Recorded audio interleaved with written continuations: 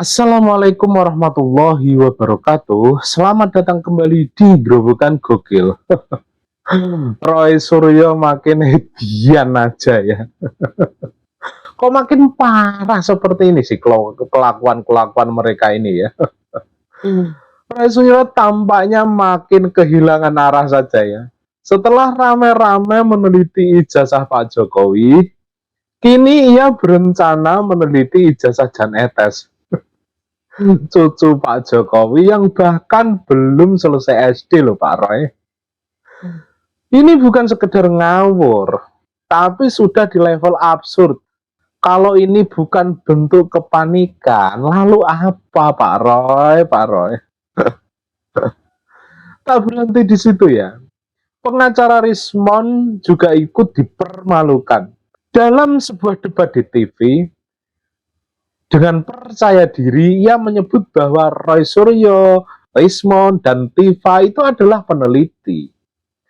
Tapi yang jadi pertanyaan saya itu adalah, peneliti macam apa yang kerjanya hanya meneliti ijazah orang?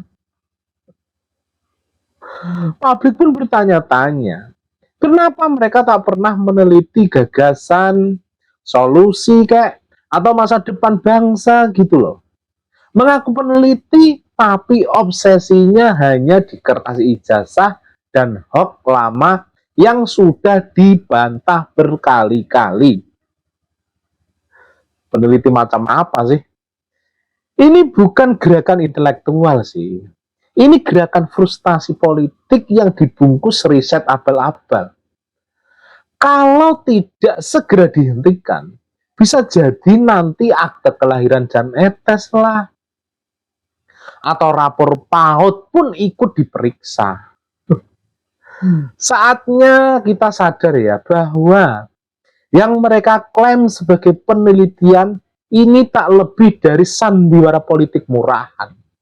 Kita tak butuh peneliti yang sibuk mengorek-ngorek masa lalu untuk fitnah. Kita butuh tokoh yang bekerja demi masa depan bangsa. Nah, tanpa berlama-lama lagi, berikut adalah video lengkapnya. Soal kasus ijazah palsu sampai sekarang skripsi sama KKN, ya tadi bercanda, mudah-mudahan Anda ngikutin. Jangan-jangan nanti soal Jan Etes juga akan Anda ngikutin begitu. Lah kalau Jan Etes kan belum sekolah. Kecuali nanti Jan Etes sekolahnya nggak jelas. Seperti diantara Pak Jokowi dan Jan Etes. Anda akan ini juga menelusuri. Loh nanti lihat aja. Gitu. Tapi kenapa? Apa tujuan Anda sebenarnya? Tapi kenapa harus Anda yang melakukan itu? Bukan, banyak yang melakukan dan tidak ada saya. Tidak ada Bang Resmon Hasiolan Sianipar. Tidak ada Dr. Tifa.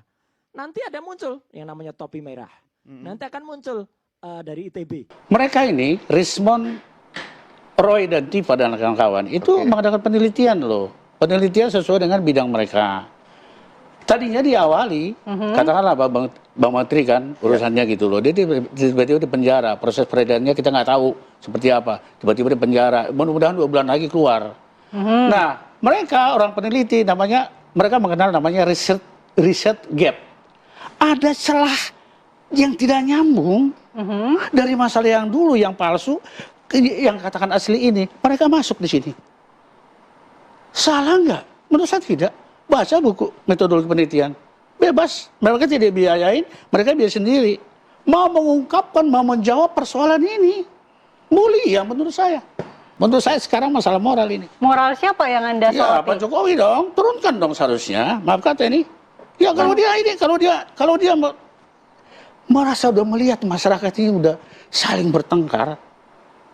Gak tahu. Justru dari keadaan itu saya berkesimpulan justru gak ada aslinya. Apa yang mau kasih tahu? Itu masalahnya sekarang gitu loh. Sangat meyakinkan, tetapi ini kesalahan besar dalam penerapan dan penegakan hukum. Memahami hukum, tadi dia mengklaim bahwa asli atau tidak itu suruh Pak Jokowi yang membuktikan. Ini kan pelanggaran prinsip-prinsip hukum sebenarnya ini. Actori incumbit probatio, ya. Siapa yang mendalilkan, dia yang membuktikan. Kita berbicara moral, kan prinsip hukumnya tidak bisa dilanggar. Kita tuduh orang melakukan kejahatan, buktikan dong. Kalau enggak itu jadi fitnah. Enggak, bro, nah, gini. apa yang dilakukan? Maksud saya gini, Sebentar, bro. saya masih berbicara. Ya, oke, apa silakan. yang dilakukan oleh Rismond dan kawan-kawan ini sebenarnya saya heran ya, orang yang dianggap ya tadi seperti tokoh dan segala macam itu, tetapi menebarkan tuduhan belakangan baru cari bukti. Yang dilakukan dia kan mencari bukti itu. Ini kan mungkin pengembangan bukti Nuduh saja. dulu, tuduh Mencari- dulu, baru cari bukti. Oke. Nah, hal lain adalah katanya melakukan penelitian. Ya. Cara melakukan penelitian itu dengan memaksa orang untuk mengatakan sesuai dengan keinginannya. Peneliti seperti begitu?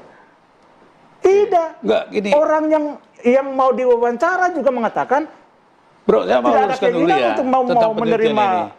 Bro Silas. tidak mau menerima Rismond. Tidak ada kesediaan untuk mau diwawancara. Oke. Jadi kita harus Dan apa yang pahami. dicari di sana? Masa meneliti Enggak, kita harus orang pahami yang loh. diwawancara? Saya kira kayak kita, begitu kok. saya kira kita paham semua tentang penelitian. Saya juga perdalam sudah kasus ini. Saya kira Gini loh. apa yang dilakukan oleh Rismond itu sangat tidak beretika, sangat tidak sopan. Baik. Kita lihat kan beliau, Pak Kasmujo ini kan kelihatan mungkin sakit. Semua tuduhan, semua informasi itu harus diverifikasi, harus divalidasi. Oke. Ya, sehingga untuk meyakinkan orang lain, dia kan harus punya upaya untuk membuktikan bahwa semuanya asli. Ya. Iya. Dia pergi ke dosennya untuk menyatakan bahwa peristiwanya memang benar, Oke. dokumennya memang benar. Ya. Ya, jadi yang dilakukan Pak Jokowi itu wajar saja sebenarnya. Iya, tapi dalam pertemuan Pak Rismond dengan Pak Kasmujo, meskipun ditolak, Pak Kasmujo menjawab pertanyaan bahwa bukan sempat dia. terjawab. Sempat terjawab. Gimana, Tidak Bang Silas? tidak Tapi- benar katanya. Tapi kan yang ditanyakan itu kan seolah-olah dia mencoba untuk menggiring Pak Kasmujo untuk menjawab sesuai dengan keinginan Pak Rismond. Betul begitu. Itu yang Wah. tidak boleh. Saya melihat ada tujuan-tujuan yang terselubung dari mereka ini. Perspektif-perspektif yang mereka bangun ke publik ini diklaim sebagai sebuah kebenaran. Padahal itu hanya persepsi, tidak bisa dibuktikan dan tidak faktual. Ini sedang tapi ini pembuktian mungkin, terus Bang. digaungkan terus digiring terus supaya masyarakat percaya. Ini sangat berbahaya, apalagi kawan-kawan itu sudah tidak percaya terhadap institusi negara, institusi penegak hukum. Mereka mencoba, ya, menurut saya mereka mencoba mereduksi kepercayaan publik terhadap institusi Polri, penegakan hukum, supaya tidak ada yang percaya lagi. Kalau ini terjadi, ini yang berbahaya, negara bisa chaos. Terjadi pembangkangan publik terhadap penegakan hukum, apa yang terjadi? Mana Pak Andi menjawab bantahan dari Kasmujo? Oke. Dari pihak Pak Jokowi nggak ada bantahan sama Boleh sekali. saya jawab Saat itu? ini. Ya silakan silakan. Saya jawab itu. Ya, jadi begini. Kalau Bang Rismond ini quote unquote dibilang ahli digital forensik, tapi gayanya gaya penyidik. Ya, datang ke KKN, tempatnya KKN Pak Jokowi, dikatakan itu tahun 2000 ke atas itu ya, bahwa desa itu ada. Tapi dibuktikan ya, secara bukunya kan ada buku besar itu.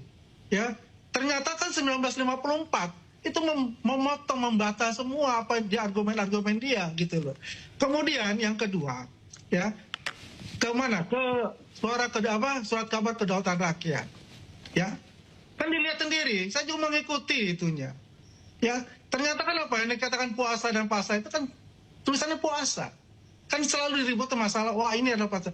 Jadi celah-celah kecil pun Bang Rismond dan kawan-kawan ini untuk mencoba bagaimana mempengaruhi opini publik untuk bukan mencari kebenaran, tapi pembenaran apa argumen-argumen dia begitu. Kalau mengenai untuk uji lagi, ya lapor sudah.